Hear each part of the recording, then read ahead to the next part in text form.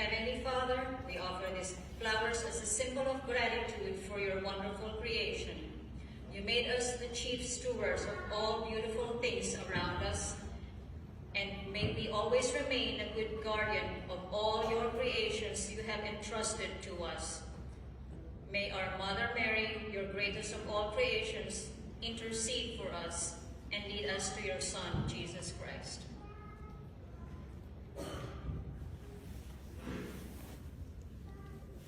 Candles.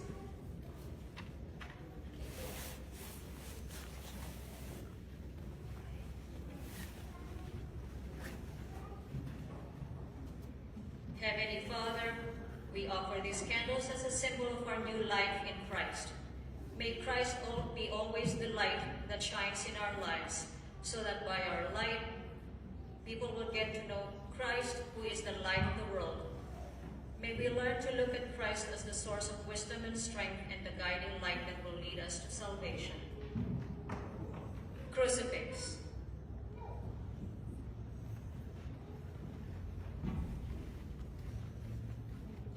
Heavenly Father, we offer you this crucifix to serve as a reminder of the passion, death,